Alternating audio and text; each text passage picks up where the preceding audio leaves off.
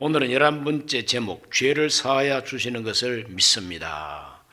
이 거룩한 공회를 믿습니다. 그 다음에 성도가 서로 교통하는 것을 믿습니다. 그 교통하는 것이 코이노니아라 그랬어요.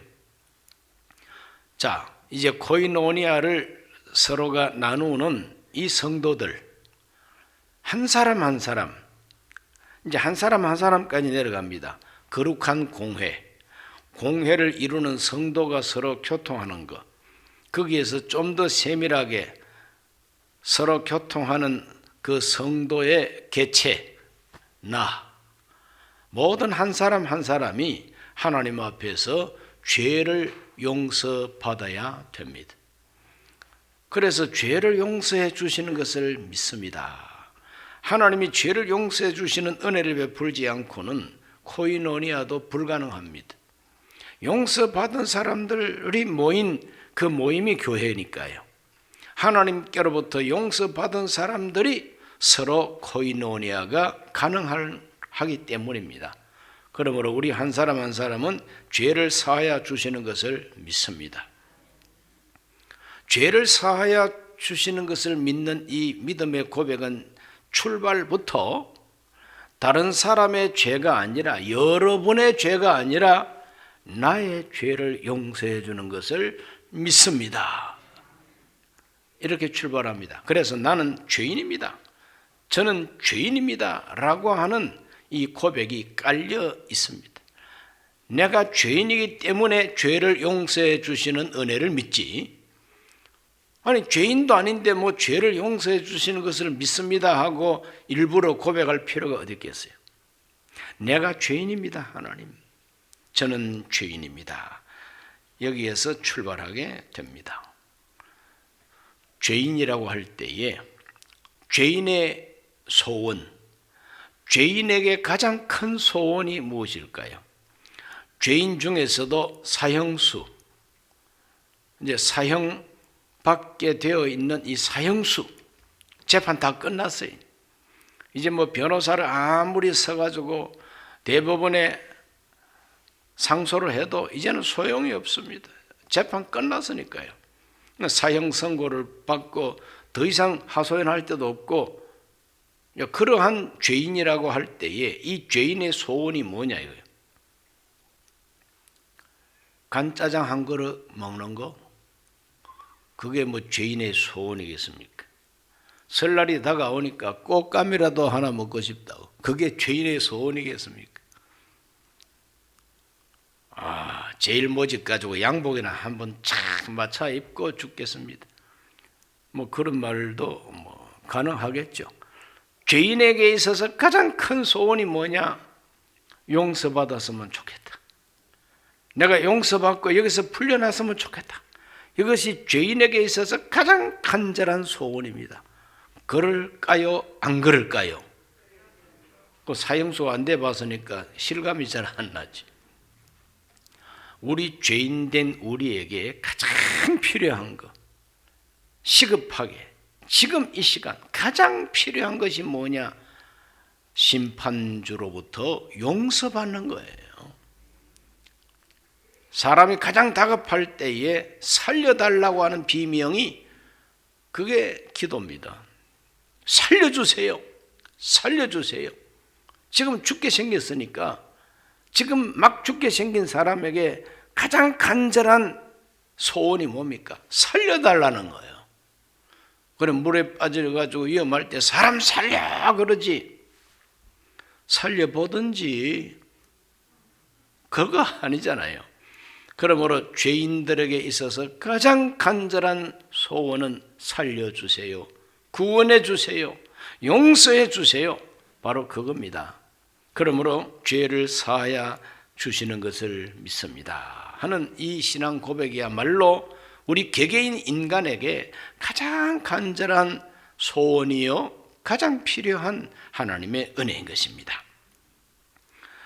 신앙생활을 아직까지 시작하지 아니한 자연인, 이 자연인이라 할지라도 우리 인간 본성 속에는 원초적인 죄책감이라는 게 있습니다.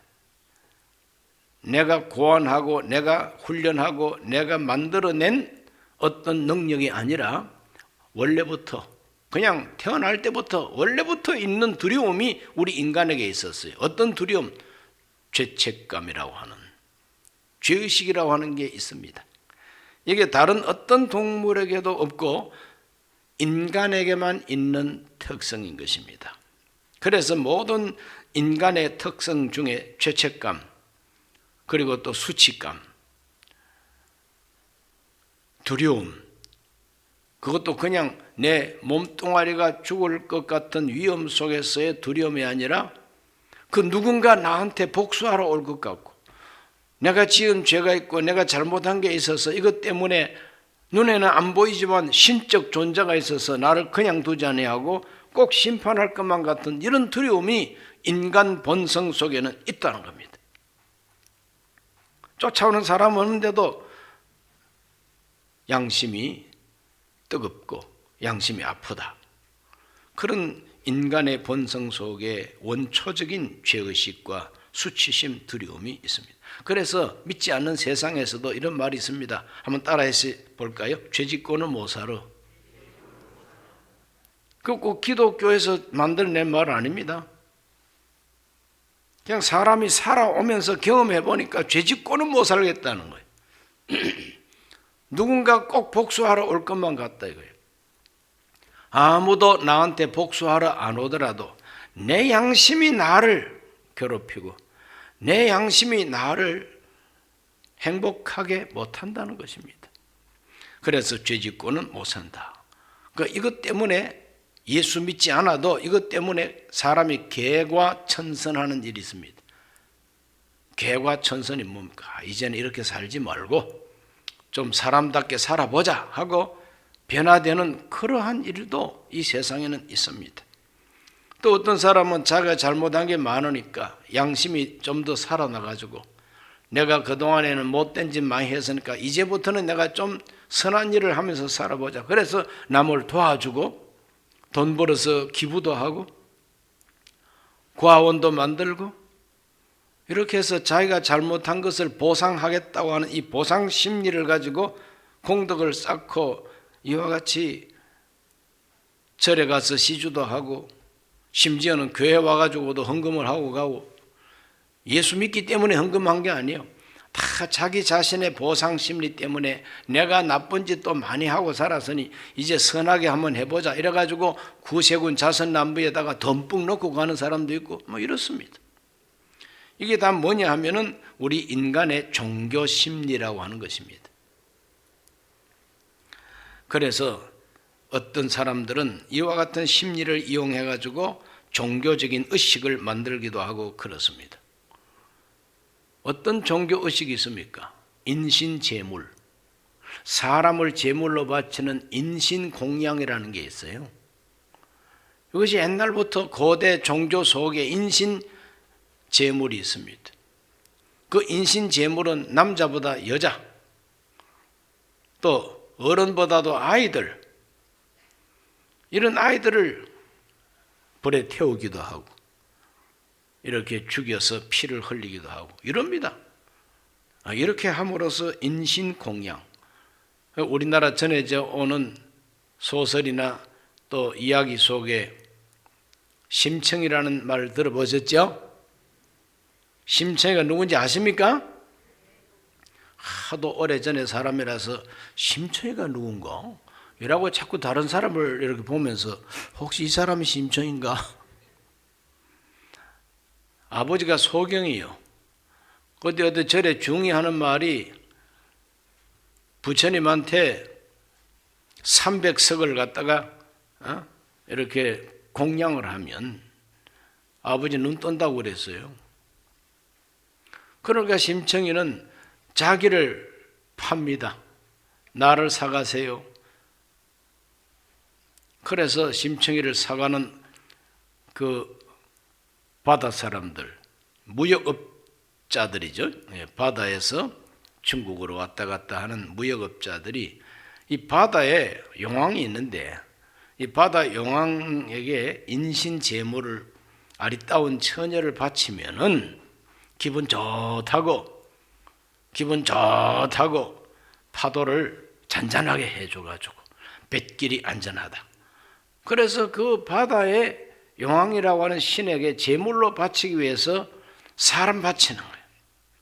제주도에서 전해져 내려오는 속설은 뭐냐? 뱀굴에다가 이쁜 처녀를 옷잘 입혀서 뱀굴에다가 뱀신에게 제물로 바친다. 실제로 그런 것이 있어서 이기풍 목사님이 제주도에 선교사로 가가지고 뱀굴에 갖다 바친 그 아이를 살려내기 위해서 뱀을 물리쳤다고 하는 이야기도 전해져 내려오고 있는 것이죠. 자, 이와 같이 우리 인간들은 자기의 마음속에 원초적으로 도사리고 있는 이 죄의식, 두려움, 이런 것들을 어떻게 하든지 좀 없애기 위해서 좋은 방면으로는 보상 심리를 가지고 선한 일을 하는 사람도 있지만 못되게 마귀에게 속아가지고 사람을 제물로 바치면서 자기 죄를 용서받겠다고 신을 달래겠다고 하는 이런 종교의식까지 생겨나게 되는 것입니다. 우리 인간은 왜 이런가? 다른 어떤 동물 세계에도 이런 게 없어요. 다른 어떤 동물 세계에도 이런 게 없는데 꼭 인간에게만 이런 심리가 있습니다. 이것을 해석할 수 있는 어떤 지혜자도 이 세상에는 없습니다. 성경이 말합니다. 성경이 말합니다. 무엇이라고 성경이 말합니까? 로마서 3장 23절에 모든 사람이 죄를 범하였음에 하나님의 영광에 이르지 못하더니 모든 사람이 죄를 범하였답니다. 그 모든 사람이 죄를 범했다고 하는 그 이야기가 바로 성경 이야기예요. 창세기에 우리 인간 조상 아담 하와가 죄를 범합니다. 하나님이 따먹지 말라고 한 선악과를 따먹습니다. 그때부터 우리 인간에게는 죄가 들어오게 되는 것이죠.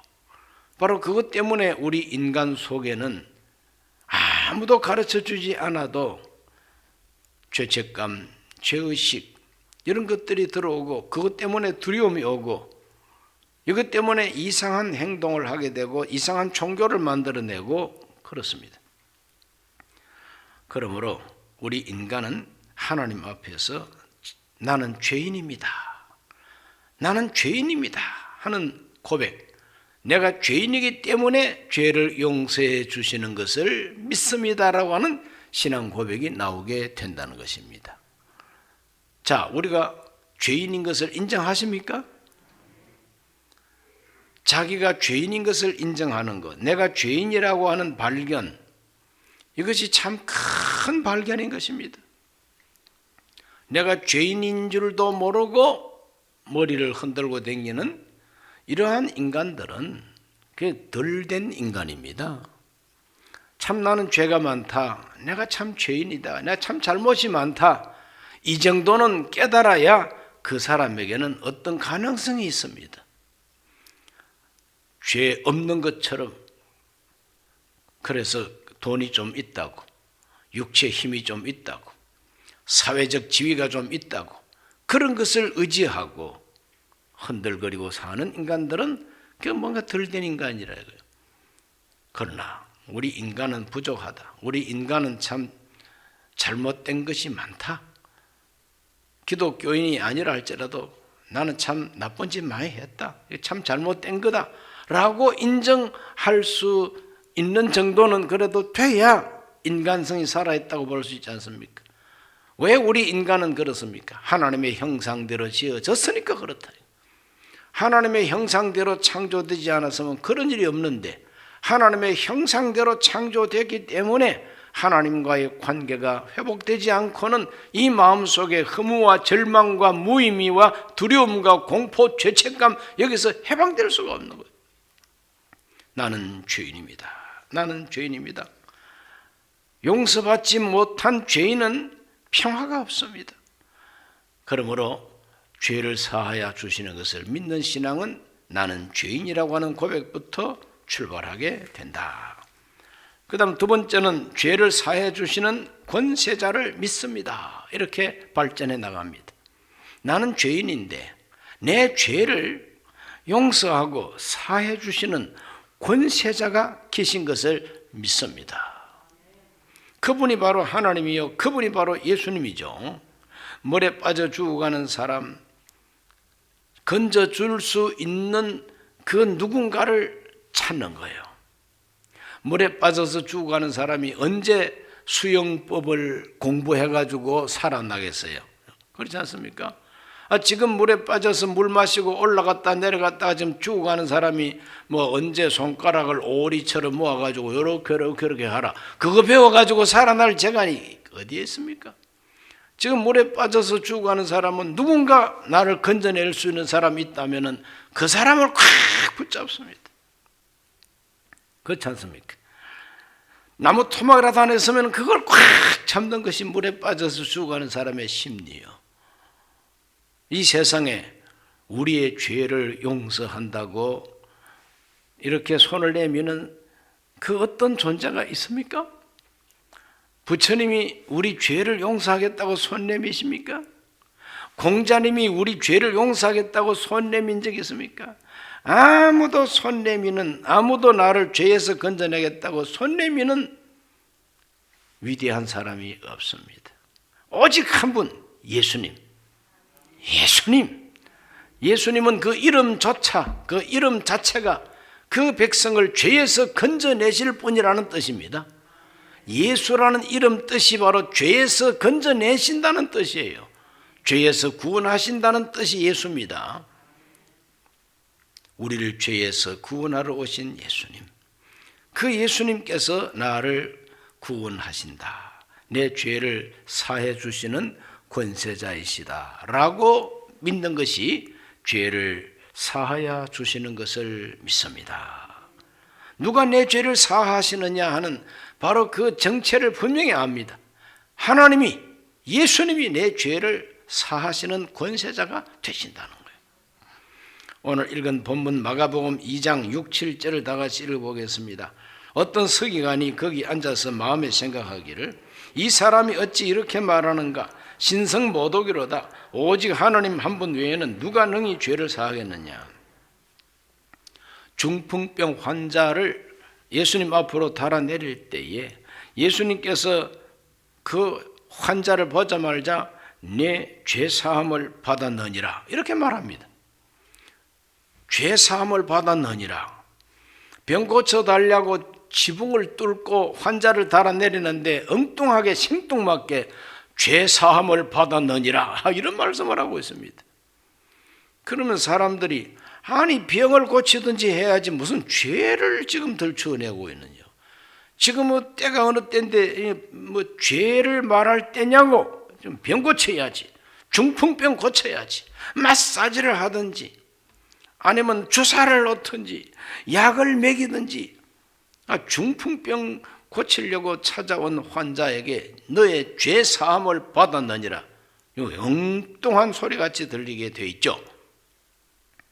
그러나 하나님 편에서 볼 때는 중풍병이 문제가 아니라 이 환자가 지은 죄가 문제라는 거예요. 그 죄 때문에 이 중풍병이 생겼을 가능성이 크잖아요. 그렇죠?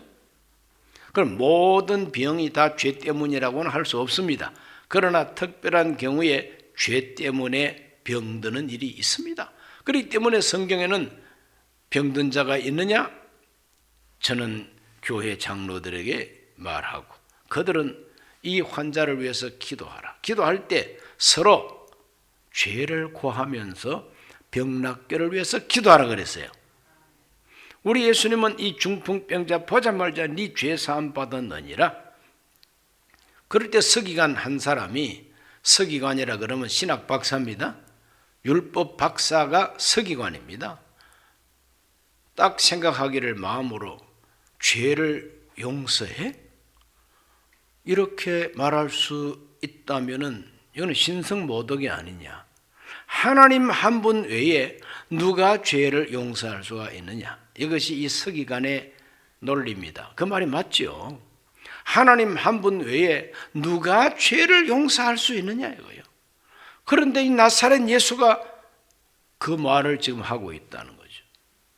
신성모독이라고 생각을 했다는 겁니다. 누가 그렇게 말할 수가 있느냐? 어찌 이렇게 말하느냐? 한번 따라 하실까요? 어찌 이렇게 말하는가? 예수님이 말씀하시는 말투, 예수님께서 말씀하시는 그 말의 내용은 해서는 안 되는 말을 하고 계시다 이 말이죠. 어떻게 사람이 하나님처럼 말할 수가 있느냐? 신성모독이다 이거죠. 하나님 한 분만 죄를 사하시는데 어찌 인간이 죄를 사한다고 할 수가 있느냐? 그러나 우리 예수님께서는 그 서기관의 생각을 훤하게 꿰뚫고 알고 어떻게 하시느냐? 마가복음 2장 10절에서 12절을 다 같이 읽어봅니다. 그러나 인자가 땅에서 죄를 사하는 권세가 있는 줄을 너희로 알게 하려 하노라 하시고 중풍병자에게 말씀하시되 내가 너에게 이르노니 일어나 내 상을 가지고 집으로 가라 하시니 그가 일어나 그 상을 가지고 모든 사람 앞에서 나가거늘 그들이 다 놀라 하나님께 영광을 돌리며 이르되 우리가 이런 일을 도무지 보지 못하였다 하더라.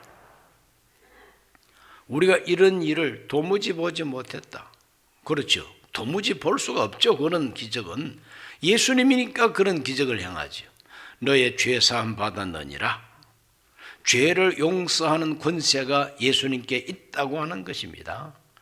그러니까 죄를 사하여 주시는 것을 믿습니다. 그럴 때에 우리의 신앙 고백은 예수님이야말로 죄를 사하고 용서하는 권세자이시다라고 하는 고백입니다. 하나님은 눈에 안 보이잖아요. 눈에 안 보이는 그 하나님이 예수 그리스도가 되셔서 우리의 죄를 용서하신다는 거죠. 그 용서하신다는 증거가 뭐냐? 말로만 용서가 아니에요. 말로만 용서가 아니라 너의 자리를 들고 걸어가라 하시니 즉시로 걸어가게 된다. 그러므로 그 환자에게 일어난 이 기적, 표적, 중풍병 환자가 병에서 해방되는 이 기적은 뭐냐? 죄를 용서하신다는 예수님의 권세가 확실하다고 하는 증거라는 것이죠. 그렇기 때문에 사도들이 가르쳐준 죄를 사하여 주시는 하나님의 은혜는 나사렛 예수 그리스도를 통해서 왔다는 것입니다. 예수님이 우리의 죄를 용서할 수 있다는 걸 믿습니까? 죄를 용서할 수 있는 권세가 예수님께 있다는 거예요. 그러므로 죄를 용서받으려면 권세 있는 분에게 용서해달라 그래야지 아무 권세도 없는 쫄개를 찾아가지고 죄를 용서해 주세요. 그 용서가 됩니까? 권세자 앞에 가서 용서해달라고 해서 용서를 받아야지.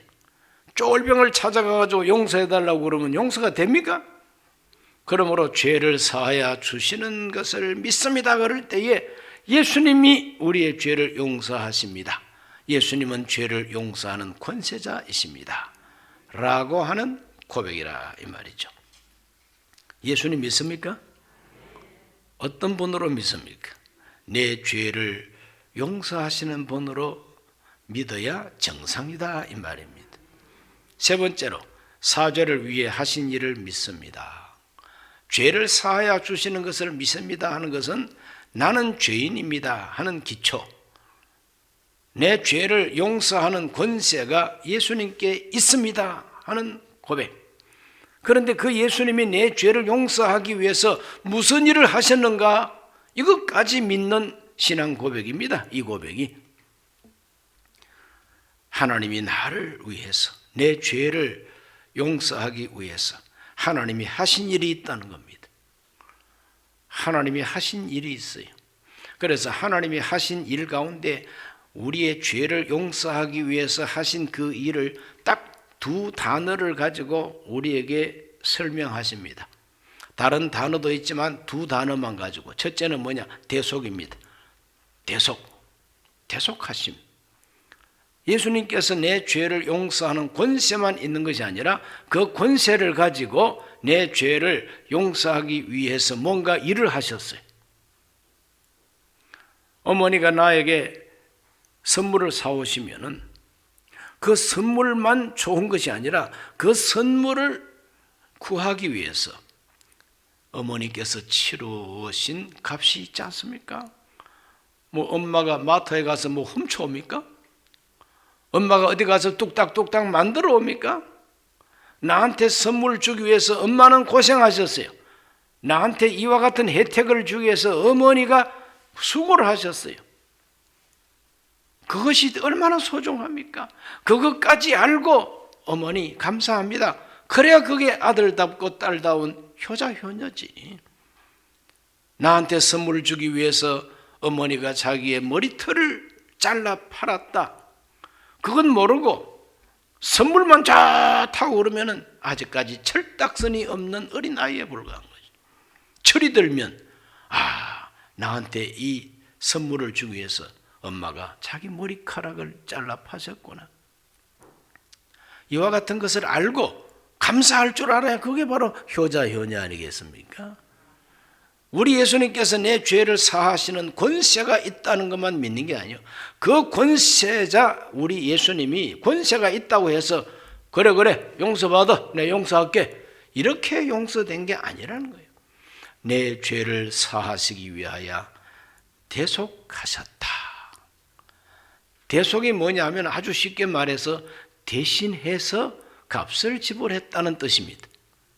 대신해서 내가 갚아야 할 빚을 예수님이 대신 갚아주셨다고 하는 뜻이 대속입니다. 나는 힘이 없고 나는 연약해요. 대속입니다.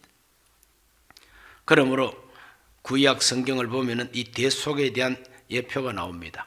이 대속에 대한 예표가 그 제물을 하나님께 바칠 때 지은 죄를 용서받기 위해서 제물 바칠 때에 반드시 그 제물 위에 안수부터 합니다.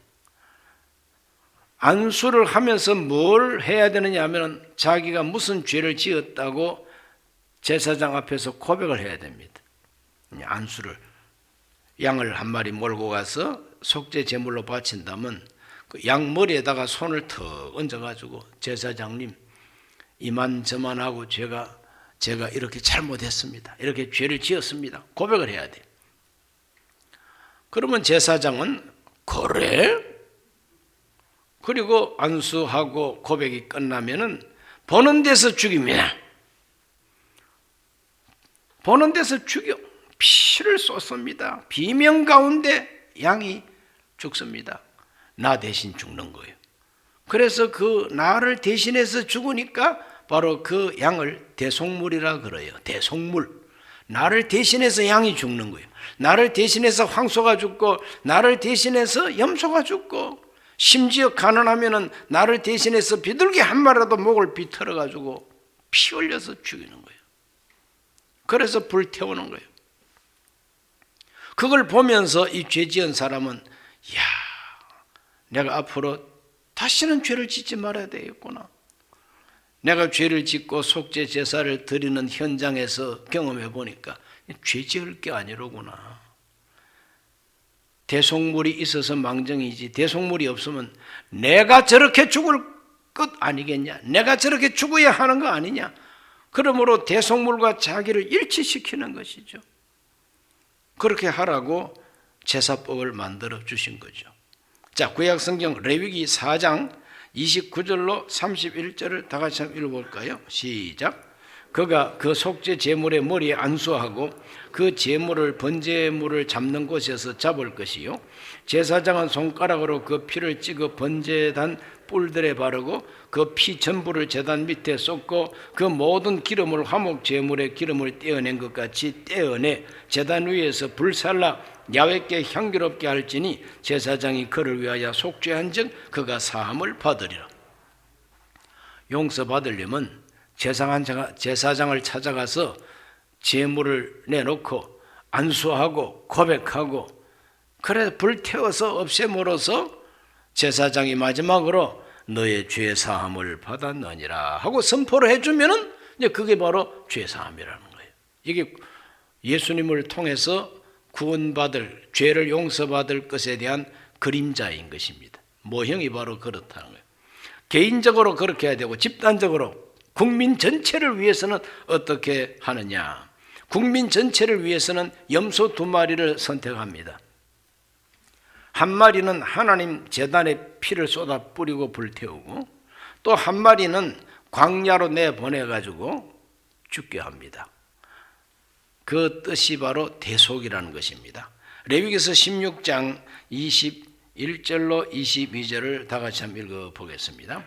아론은 그의 두 손으로 살아있는 염소의 머리에 안수하여 이스라엘 자손의 모든 불의와 그 범한 모든 죄를 아뢰고 그 죄를 염소의 머리에 두어 미리 정한 사람에게 맡겨 광야로 보낼지니 염소가 그들의 모든 불의를 지고 접근하기 어려운 땅에 이르거든 그는 그 염소를 광야에 놓을지니라. 이 염소는 이스라엘 백성 전체의 죄를 책임지고 짊어지고 광야의 버림을 받습니다. 광야에 버림받은 염소는 광야에 싸나운 짐승밥이 돼요. 사자가 뜯어먹든지 늑대가 와서 뜯어먹든지 또 다른 어떤 광야의 짐승이 이 불쌍한 염소를 잡아먹게 되는 것입니다. 그것이 대속입니다. 이스라엘 백성들을 대신해서 대제사장이 백성을 대표해서 백성의 죄를 이 염소의 머리에다가 얹어놓고 죄를 하나님께 고백한다는 거예요. 아뢰다. 죄를 고백하고 그래서 광야로 내보내면 광야에서 희생이 됩니다. 우리 예수님이 십자가에 못 박힌 것이 바로 이 염소의 운명과 똑같아요. 광야로 보낸 것처럼 예루살렘 성 바깥으로 내보냈어요. 맡은 사람, 염소를 맡은 사람에게 맡겨서 쫓아냈다 그랬으니 로마 군병들한테 맡겼죠. 그래서 예수님이 저와 여러분의 죄를 그 머리에다가 다 짊어지고 광야 같은 세상에 버림받고 우리를 대신해서 십자가에서 죽으신 그 죽음이 대속이라고 하는 말로 표현합니다. 대신해서 희생했다는 거죠. 대신해서 죽었다. 그걸 믿습니까? 신약 성경에 고린도후서 5장 14절과 15절에 이렇게 바울은 표현하고 있습니다. 그리스도의 사랑이 우리를 강권하시는도다. 우리가 생각하건대 한 사람이 모든 사람을 대신하여 죽었은즉 모든 사람이 죽은 것이라. 그가 모든 사람을 대신하여 죽으심은 살아있는 자들로 하여금 다시는 그들 자신을 위해서 살지 않고 오직 그들을 대신하여 죽었다가 다시 살아나신 이를 위하여 살게 하려 함이라. 강조되는 게 뭐냐면 대신해서 죽었다는 거예요. 나를 대신해서 죽으신 분이 누굽니까? 예수님이시죠. 베드로전서 1장 18절에서 19절을 다 같이 읽습니다. 너희가 알거니와 너희 조상이 물려준 헛된 행실에서 대속함을 받은 것은 은이나 금같이 없어질 것으로 된 것이 아니요 오직 흠없고 점없는 어린 양 같은 그리스도의 보배로운 피로 된 것이니라. 그리스도의 보배로운 피로 대속했다는 거죠. 대신 갚았다 이 말입니다. 마태복음 20장 28절에서 예수님은 인자가 온 것은 섬김을 받으려 함이 아니라 도리어 섬기려 하고 자기 목숨을 많은 사람의 대속물로 주려 함이니라. 대속물. 예수님은 친히 저와 여러분을 위해서 대속물로 오셨다. 그래서 나를 대신하여 우리를 대신해서 고난받고 피 흘려 죽으신 분이 누구시라고요? 예수님.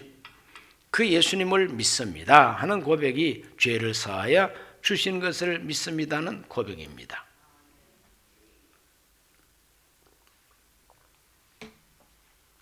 그래서 찬송가 가운데서 주의 은혜로 대속하여서 피와 같이 붉은 죄 눈같이 희겠네. 그런 찬송이 있지 않습니까? 그러므로 내 죄를 사하기 위하여 주님이 하신 일은 대속이다. 대속하셨다. 그 다음에 속량하셨다는 말로 표현합니다. 속량. 대속이나 속량이나 똑같은 그런 개념이지만 조금 뉘앙스가 달라요.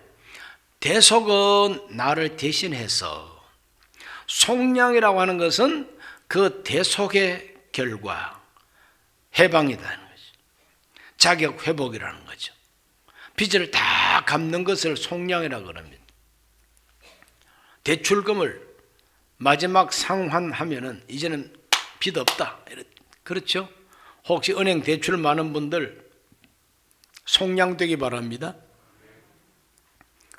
대출 상환 깨끗하게 빨리 끝내시길 바랍니다. 그래서 모든 빚을 다 갚았다고 하는 게 속량이죠. 그래서 내가 빚을 짊어지고 남의 집에 머슴살이를 하고 종이 됐다 그러면 빚 다 갚고 나면 이제 더 이상 종이 아니에요. 해방입니다. 그런 걸 가르쳐서 속량이라 그럽니다. 그래서 전에는 죄인이었으나 이제는 의인이 됐다.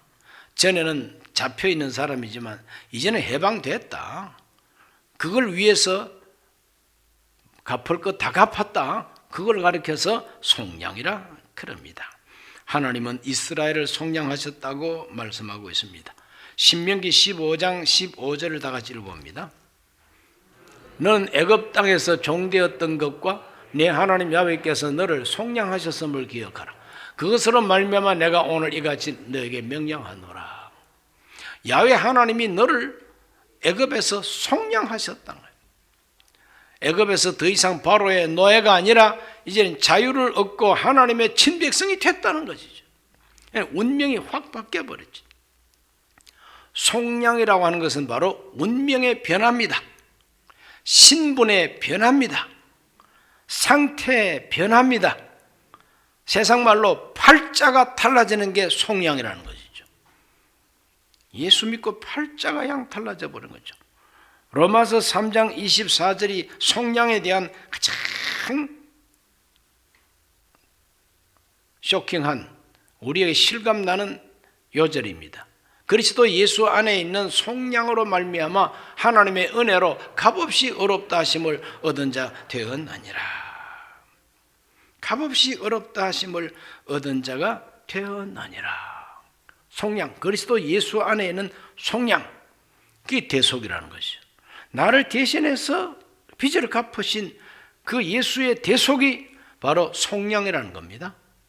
그것 때문에 우리는 의롭다 하심을 얻게 됐다. 죄 없다 하심을 얻게 됐다. 하나님의 자녀로 인정이 됐다.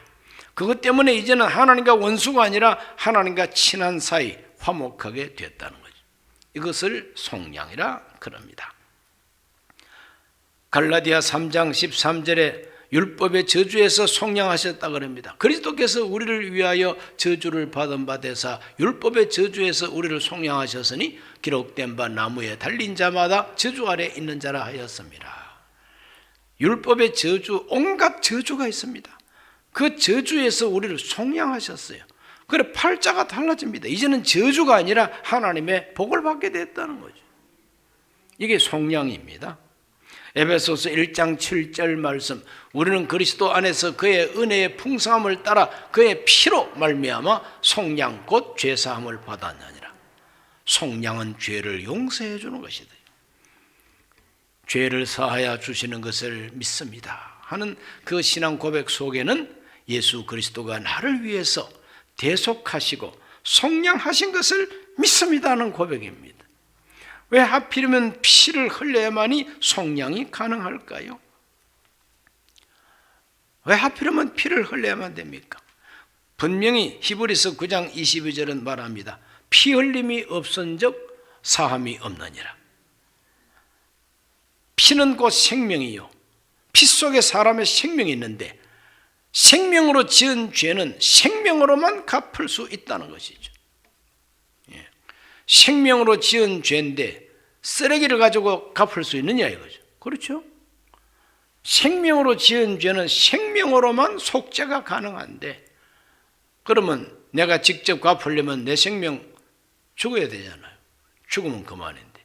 그래서 대신해서 생명을 바쳐주신 분이 예수님이시다.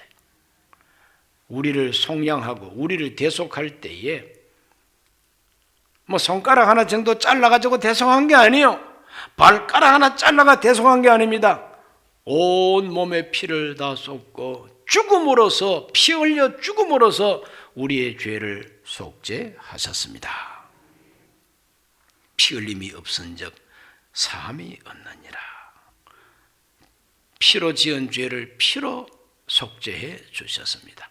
그래서 죄를 사하여 주시는 것을 믿습니다 할 때에 거기에 속에 엉켜 있는 이 은혜 덩어리, 주여 나는 죄인입니다. 죄인의 소망은 용서해 주시는 분을 만나는 것밖에 없는데 예수님이 내 죄를 사하여 주는 권세자이십니다. 권세자이신 예수님이라도 내 죄를 가볍게 용서해 주시는 것이 아니라 자기의 목숨을 바쳐서 속죄해 주셨습니다. 대속하시고 속량해 주셨습니다. 피를 쏟아서 속량해 주셨습니다. 그걸 믿는 고백이 죄를 사하여 주시는 것을 믿습니다 하는 고백입니다. 고린도후서 5장 17절은 무엇을 말합니까? 그런즉 누구든지 그리스도 예수 안에 있으면 새로운 피조물이라. 이전 것은 지나갔으니 보라 새 것이 되었도다.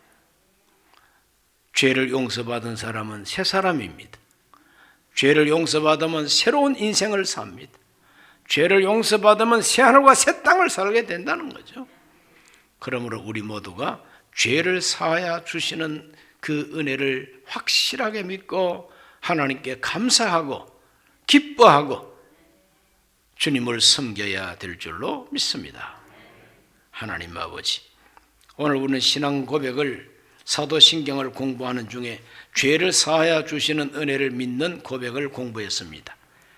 우리 모두는 다 나는 죄인이라고 하는 것을 고백하게 하여 주옵시고 이 죄를 용서하는 권세자 예수님 하나님을 만나게 하여 주옵시고 그 하나님이 독생자를 통해서 그 예수님이 자기 피를 흘림으로 우리 죄를 대속하고 속량하셨음을 믿게 하여 주옵소서. 용서받은 죄인으로 살게 하여 주시고 예배하며 기뻐하며 주를 섬겨 살게 해 주옵소서. 예수님 이름으로 기도하옵나이다. 아멘.